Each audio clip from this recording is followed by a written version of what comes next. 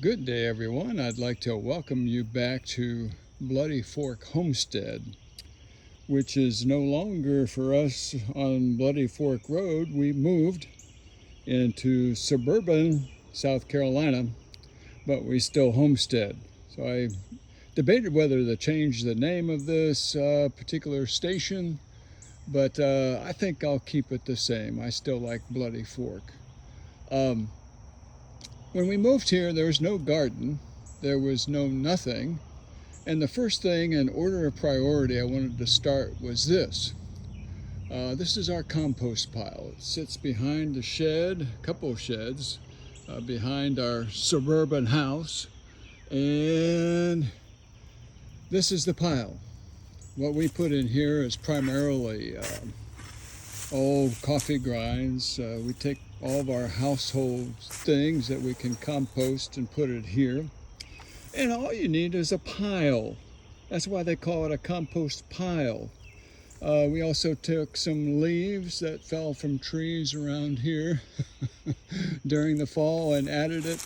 And I used a lot of this in the garden, but I keep a compost pile going all the time.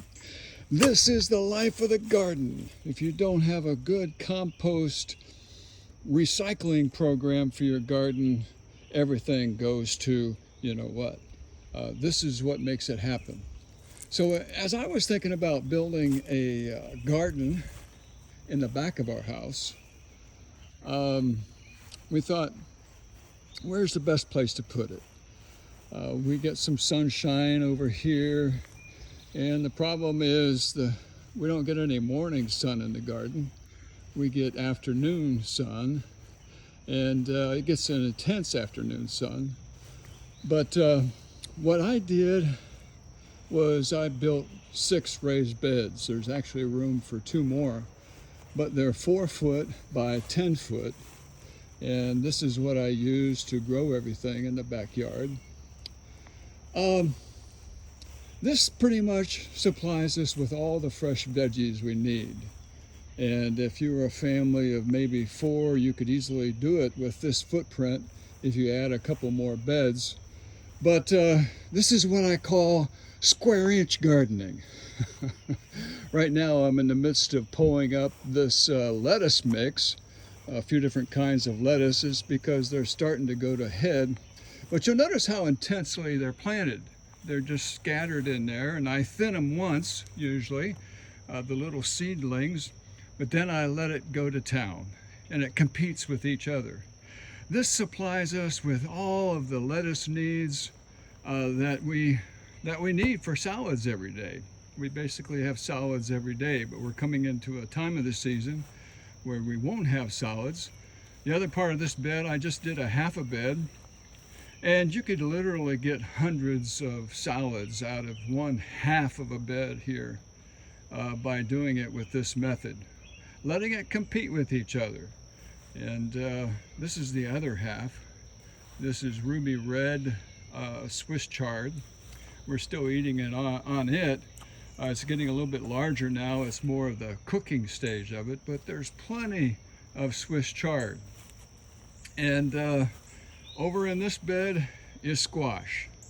There's zucchini squash, straight neck squash, and we'll be eating on this during the summertime. It's just now starting to bloom some, but we'll have plenty of squash. And this is my hodgepodge bed. It has some peppers we've been eating out of, banana peppers. It has a few volunteer squash, I don't even know what they are yet, some yellow tomatoes, and down at the other end there's some cherry tomatoes. I've been eating lots of cherry tomatoes. But again, I just kind of did a hodgepodge bed here.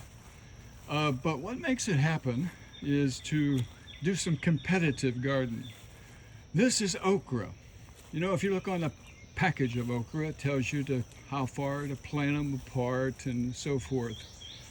But this bed will provide us with all the frozen okra we need, just in one bed. We'll be picking on this like crazy. Right now it's just starting to get to the point to where It'll be blooming probably, and I'd say a couple more weeks. It's still growing up high, and it will be very competitive, but it loves the heat, and it'll produce like crazy. But again, that's just to give you a little idea of what our garden looks like now. We'll try to share more with you as we transition away from a garden that proved to be too much for me to a little bit more manageable garden. One of the things too with these beds is not to have them too close together.